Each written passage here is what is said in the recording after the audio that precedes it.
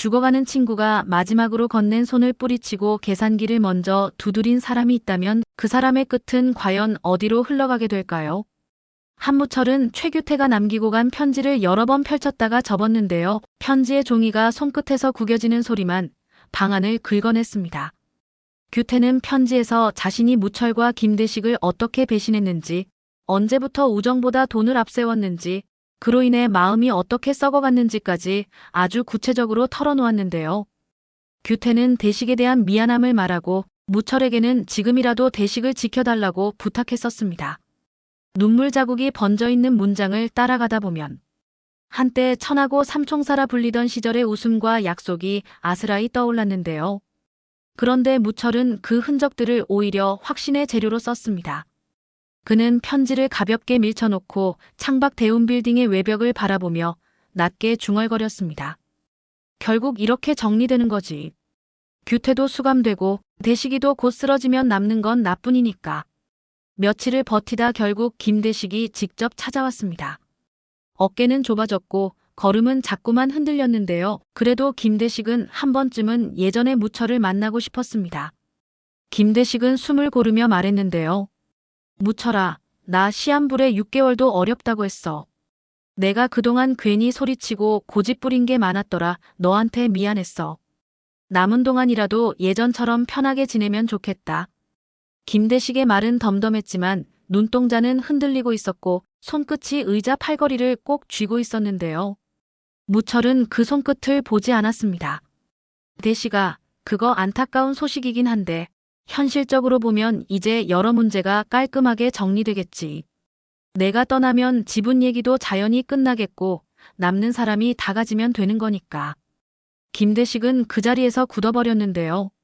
나 죽는 걸 기회로 보겠다는 말이야? 라고 묻자 무철은 세상은 원래 냉정한 거야. 우정만 가지고는 못 버텨. 남아있는 사람이 가져가야 끝이 나는 거지라고 대답했습니다.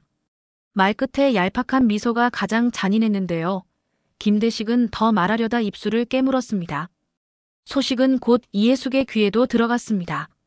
이해숙은 무릎이 먼저 바닥을 찾았는데요. 무철 씨, 마지막만이라도 친구처럼 대해주세요. 돈 이야기 말고 마음 이야기 한 번만 해주면 됩니다. 그러면 대식 씨가 덜 두려워할 텐데요. 이해숙의 손가락이 떨리고 있었고 울음이 목구멍에서 자꾸만 치올랐는데요. 무철은 고개를 살짝 젖히며 혜숙 씨, 각자 팔자가 있는 거고요. 제가 그 팔자까지 떠안을 수는 없잖아요. 감정으로는 건물이 안 서요라고 했습니다. 이해숙은 일어나며 그 말 그대로 당신에게 돌아올 겁니다. 누군가의 마지막을. 그렇게 밀어낸 사람은 자기 마지막도 그렇게 밀려나게 돼요 라고 했는데요. 무철은 세상은 결과로 평가합니다. 결과만 좋으면 과정은 다 잊히거든요 라고 잘라 말했습니다. 이미자는 남편의 눈빛에서 오래전 보던 온기가 완전히 사라졌다는 걸 느꼈습니다. 이미자는 조용히 물었는데요. 여보, 당신 요즘 스스로를 설득하려고만 하는 것 같아요. 이게 옳다고, 이게 안전하다고, 그래서 마음이 덜 아플 거라고. 그런데요, 정말 덜 아픈가요? 무철은 짧게 웃었습니다. 아플 시간에 계산해야죠. 남들이 뭐라 하든 재산이 버팀목인데요. 이미자는 더 말하지 못했습니다. 입술을 깨물고 방을 나섰는데요. 그녀는 어둡게 굳은 복도를 지나며 사람이 이렇게까지 변하는구나라는 생각을 억누르지 못했습니다. 김미진에게도 폭풍은 들이닥쳤습니다. 김미진은 아버지 김대식이 침대에서 눈을 감으려 할 때마다 손을 흔들며 깨웠고 반쯤 졸다 깬 아버지의 손을 잡고 아빠, 나 여기 있어요.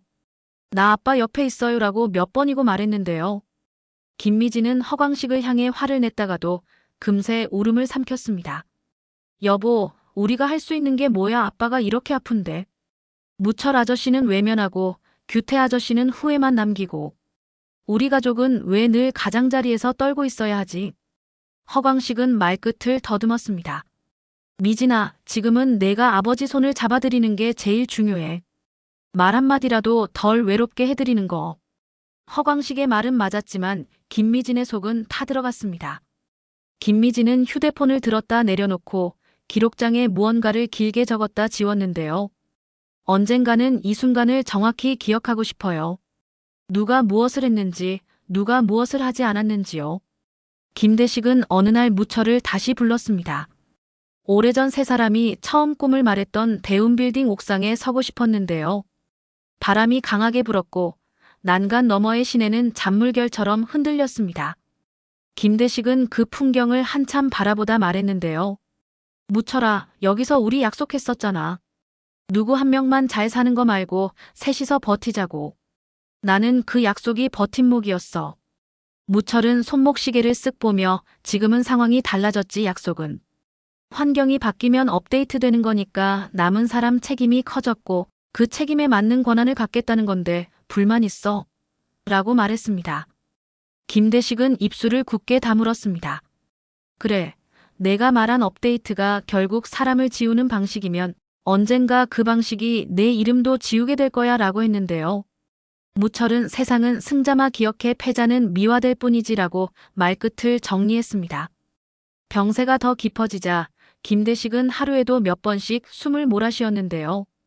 간호사가 등을 두드리면 조금 나아졌다가도 밤이 깊어지면 공포가 더 짙어졌습니다. 김대식은 어느 밤 이미자에게 전화를 걸어 무철이가 정말 예전으로 돌아갈 수는 없을까요? 라고 물었는데요. 이미자는 오래 침묵하다 요즘에 무철 씨는 자신이 옳다는 증거를 찾느라 바쁘고 틀렸다는 증거는 보지 않으려 해요.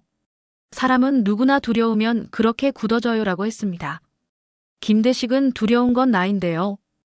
왜 두려운 사람이 이렇게 많죠라고 중얼거렸습니다.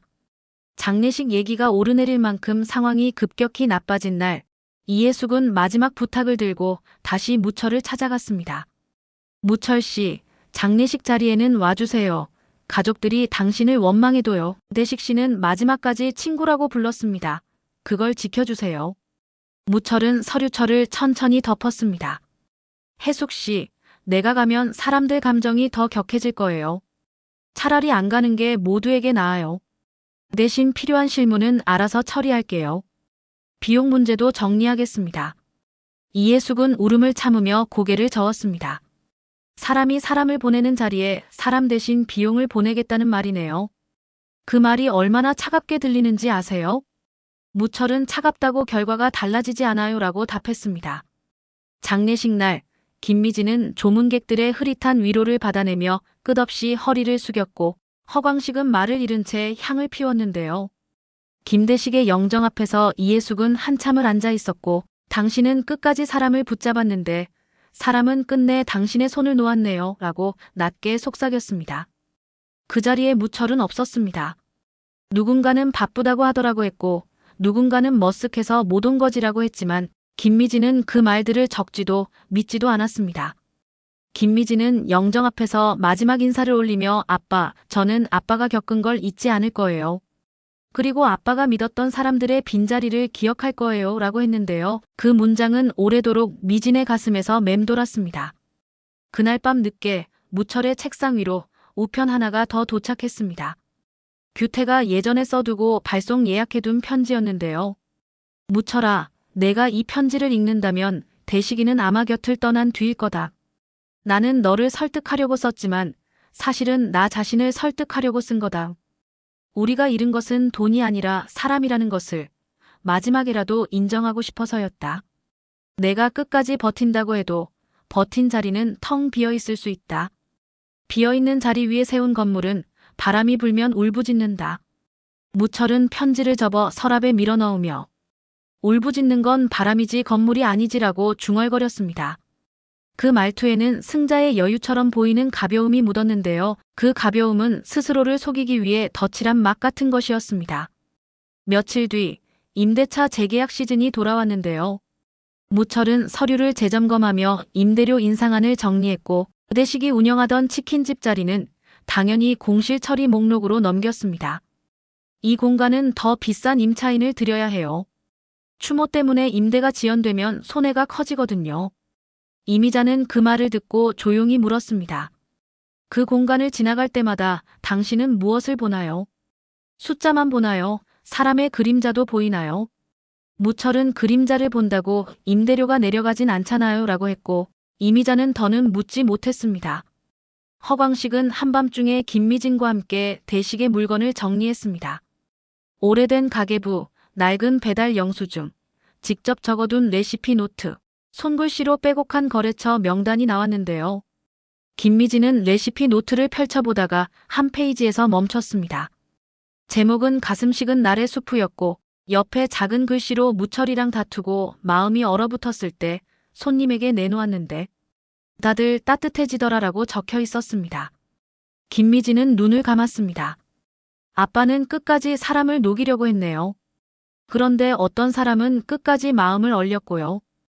허광식은 고개를 끄덕였는데요. 미진아, 우리도 얼지 말자. 얼어붙은 사람과 싸우다 보면 우리도 같이 얼어버리거든. 어느 저녁 이해숙은 대운빌딩 앞에서 서성였습니다. 퇴근하는 사람들은 허리를 펴고 집으로 향했고 불빛은 차례로 켜졌다가 꺼졌는데요. 이해숙은 경비실 창에 비친 자신의 얼굴을 보며 당신이 지키는 건 무엇인가요? 라고 작게 물었습니다. 스스로에게 묻는 질문이었는데요. 그 질문은 결국 무철을 향한 말이기도 했습니다. 그날 밤 이해숙은 무철에게 짧은 메시지를 보냈습니다. 사람을 보내는 자리에 사람이 비었다는 사실을 언젠가 마주하게 될 겁니다. 답장은 오지 않았는데요. 무철은 메시지를 읽고도 읽지 않은 척했고 침묵을 한 겹 더 포개어 자신을 싸맸습니다. 시간이 조금 더 흘렀을 때 무철은 거울 앞에서 넥타이를 매다가 문득 손을 멈춰 세웠습니다. 거울 속 얼굴은 깔끔했고 정리된 주름과 잘 맞는 슈트가 이긴 사람의 이미지를 만들어주고 있었는데요. 그러나 거울 뒤쪽 아주 어두운 곳에서 누군가의 빈자리가 길게 누워있는 듯한 느낌이 스치고 지나갔습니다. 그는 고개를 돌려 그 느낌을 지웠습니다. 느낌은 숫자가 아니죠라고 중얼거리며 어느 회의에서 임차인 대표가 요즘 장사가 어렵습니다. 조금만 유예해 주시면 더 오래 버티겠습니다라고 말했는데요. 무철은 단호했습니다. 유예는 손실을 미루는 것뿐이에요. 우리는 손실을 받아들이지 않습니다. 회의가 끝나고 이미자는 복도에서 물었습니다. 여보, 손실을 이렇게 싫어하는데요. 왜 사람을 잃는 건 손실로 계산하지 않나요? 무철은 그건 숫자로 안 떨어지잖아요. 숫자로 안 떨어지는 건 관리 대상이 아니에요 라고 했습니다.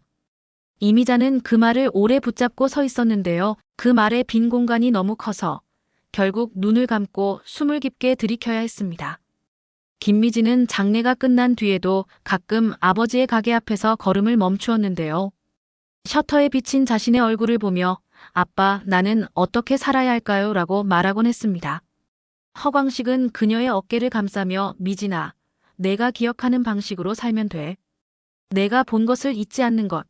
그게 내 방식이잖아 라고 했습니다. 김미진은 고개를 끄덕였는데요. 나는 절대 잊지 않겠어. 누가 사람을 붙잡았는지, 누가 손을 놓았는지. 밤이 깊을수록 무철의 방은 더 조용해졌습니다. 전화도 줄었고 찾아오는 사람도 줄었는데요. 그는 종종 서랍을 열어 규태의 편지를 다시 펼쳤다가 그대로 덮었습니다. 덮을 때마다 종이가 내는 가벼운 마찰음이 귓속에서 오래 울렸는데요. 울부짖는 건 바람이지 건물이 아니에요 라는 말이 점점 덜 또렷해졌습니다. 바람은 분명 밖에서 불어오는데 이상하게도 소리는 방 안쪽에서 더 크게 울리는 것 같았고요. 그는 소리의 방향을 외면하듯 창문을 닫고 커튼을 당겼는데요. 커튼의 주름 사이로 아주 얇은 빛이 계속 스며들었습니다. 어느 날 이해숙은 대식의 유품을 정리하다가 접힌 종이를 발견했는데요. 짧은 문장이 적혀 있었습니다. 무철이가 언젠가는 웃을 수 있게 내가 먼저 웃어야지. 이해숙은 그 문장을 손으로 덮었습니다. 당신은 끝까지 사람을 위해 웃을 준비를 했는데 결국 가장 가까운 사람이 그 웃음을 거절했네요 라고 말하듯이 눈을 감았습니다. 그날 밤 이해숙은 조용히 촛불을 켰고 불꽃이 흔들릴 때마다 속으로 같은 문장을 반복했습니다. 사람이 사람을 붙잡는 건 허세가 아니라 마지막 예의였는데요. 그리고 또 어느 날 김미진은 건물 앞에서 우연히 이미자를 마주쳤습니다. 잠깐의 침묵 끝에 이미자가 먼저 말문을 열었는데요. 미진아, 내 아버지 가게 앞을 지나갈 때마다 마음이 고장나는 것 같더라. 김미진은 고개를 끄덕였습니다. 이모, 저도 매번 그래요. 그래도 저는 아빠가 만든 수프 레시피를 계속 볼 거예요. 누군가 마음이 얼었을 때 이걸로 조금이라도 녹일 수 있으면 좋겠다고 했거든요. 이미자는 미소를 거두지 못했습니다. 그래, 어른들이 망가뜨린 걸 아이들이 고치려고 애쓰는구나. 그 말은 칭찬도 사과도 아닌데요. 두 사람의 가슴을 같이 울렸습니다. 밤늦게 무철은 사무실에서 나홀로 야식을 시켜 먹으며 계산서를 멍하니 바라봤습니다. 이 정도면 손익분기점은 넘었는데요. 입에서 자동으로 나온 문장을 스스로도 낯설어 했는데요. 문장 끝이 공중에서 풀리듯 사라지는 느낌이 들어서였습니다.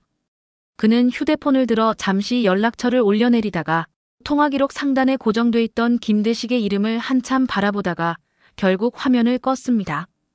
이름은 살아있는데 목소리는 더는 연결되지 않는 상태. 그 상태를 숫자로 적자면 어떤 항목에 두어야 하는지 알 수 없었는데요. 무철은 계산 항목을 추가해 보려다가 항목에 이름을 붙이지 못하고 포기했습니다.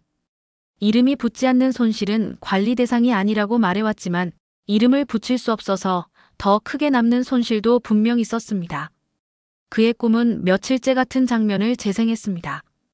대운빌딩 옥상에서 셋이 나란히 서 있던 날, 김대식이 장난스럽게 소리쳤고 최규태가 크게 웃었는데요. 꿈속의 무철은 웃지 않았습니다. 웃으려다 입술이 굳어버렸고 웃음이 목구멍에서 걸려나지 않았는데요. 깨어나면 그는 물을 마시고 창문을 열어 바람을 들였습니다. 바람은 시원했지만 시원함은 오래가지 않았습니다. 문득 규태의 편지 구절이 머릿속에서 또렷해졌는데요. 비어있는 자리 위에 세운 건물은 바람이 불면 울부짖는다. 그는 손으로 관자놀이를 눌렀습니다. 울부짖는 건 바람이에요, 바람. 그러나 그 말은 점점 설득력을 잃어갔습니다. 이튿날 이해숙은 장례식 비용 정산서를 들고 무철을 찾았는데요. 정산은 이렇게 나왔습니다. 당신이 비용 이야기를 먼저 꺼냈으니까요. 그런데요, 이 문서에는 빠진 항목이 하나 있어요. 마지막 날에 사람이 사람에게 해줄 수 있는 말 한마디. 그건 비용으로 계산이 안 되더라고요. 그래서 저는 이 페이지를 비워두기로 했습니다. 무철은 문서를 훑어보다 마지막 빈 페이지에서 손을 멈췄습니다. 종이는 아무것도 적혀 있지 않았는데요. 그 빈칸이 이상하게 눈을 잡아 끌었습니다. 그는 빈칸을 넘겨버렸습니다. 넘기고 나서도 빈칸이 손끝에 남아있는 듯 했는데요. 손끝에서 뭔가 지워지지 않는 묵직함이 퍼졌습니다. 김미진은 어느 날 아버지의 가계부를 다시 펼치며 작은 메모들을 붙였습니다. 오늘의 손실 미소 2개, 사과 1개, 참았다가 새어나온 울음 한 줌. 메모 끝에 김미진은 자신의 사인을 남겼는데요. 허광식이 그 메모를 보고 미진아, 그건 회계가 아니고 일기내라고 웃자. 김미진은 고개를 가로저었습니다. 아니, 우리 집에는 이런 회계가 필요해. 돈 말고도 셈해야 사라지지 않는 것들이 있거든. 허광식은 그 말을 마음에 새겼습니다. 마침내 어느 저녁 이미자는 무철에게 조심스레 말했습니다. 여보, 당신이 지금까지 선택한 것들이 당신을 지켜줬다고 믿고 싶은 마음 이해해요. 그런데요, 어떤 선택은 지켜주는 게 아니라 가두는 거더라고요. 당신이 스스로를 가두는 걸 보고만 있으면 나도 같이 갇히게 됩니다. 무철은 한동안 말이 없었습니다. 다만 책상 모서리를 손가락으로 툭툭 두드렸는데요. 그 소리가 마치 안쪽에서 벽을 두드리는 신호처럼 들렸습니다. 나를 가두는 건 두려움이 아니라 현실이에요. 현실을 인정하는 게 살아남는 길이거든요. 이미자는 고개를 끄덕였습니다. 그럼요, 살아남으세요. 그런데요, 살아남은 다음에 누구와 밥을 먹을지는 그때 가서 확인해 보세요. 살아남은 사람이 앉을 자리가 비어 있으면 그건 살아남은 게 아니고 버틴 겁니다. 밤, 창밖의 바람은 여전히 불었습니다. 대운빌딩의 유리창은 바람을 받아 미세하게 떨렸고 그 떨림이 연결된 복도와 사무실과 빈 공간들을 통과해 한 점에 모여드는 듯 했는데요. 무철은 의자에 앉아 서랍을 열어 규태의 편지를 다시 꺼냈습니다. 편지를 펼쳐 한 줄을 더 읽고 다시 접었습니다. 그리고 아주 천천히 불을 껐고 불이 꺼진 방 안에서 창문 틈에 얇은 빛이 오래 남아 있었는데요. 무철은 빛을 보지 않으려 눈을 감았고 눈을 감은 채로 결과만 남는다고 중얼거렸습니다. 그러나 그 말은 이전만큼 또렷하지 않았습니다. 그럼에도 한무철은 반성하지 않았습니다. 김대식의 병을 알았을 때에도, 장례식의 빈자리를 선택했을 때에도, 이해숙의 경고를 들었을 때에도, 이미자의 질문을 받을 때에도, 김미진의 눈물을 봤을 때에도 그는 스스로의 계산법을 바꾸지 않았습니다. 그의 계산법에는 사람의 울음이 항목으로 존재하지 않았고 손을 놓친 순간의 공백도 숫자로 잡히지 않았는데요. 그래서 그는 안심했고, 그래서 그는 불안했습니다. 안심과 불안이 같은 자리에 같이 앉아 서로를 닮아가는 동안 바람은 계속 불었고, 바람이 불 때마다 건물은 아주 작게, 그러나 분명히 울부짖었습니다. 그리고 이야기는 여기서 멈추지 않는데요. 사람을 밀어낸 자리는 언젠가 반드시 누군가의 발걸음으로 확인되게 되어 있고, 빈칸은 결국 누군가의 글자로 채워지게 되어 있습니다. 다음 이야기는 한무철이 끝내 붙잡고 있는 계산법이 어느 지점에서 스스로의 벽을 건드리기 시작하는가에 대한 이야기일 텐데요. 그때가 오면 김대식이 남긴 말과 이해숙이 남긴 빈칸과 김미진이 남긴 회개와 이미자가 남긴 질문이 한꺼번에 같은 자리에 앉아 그의 앞을 가만히 바라보게 될 것입니다.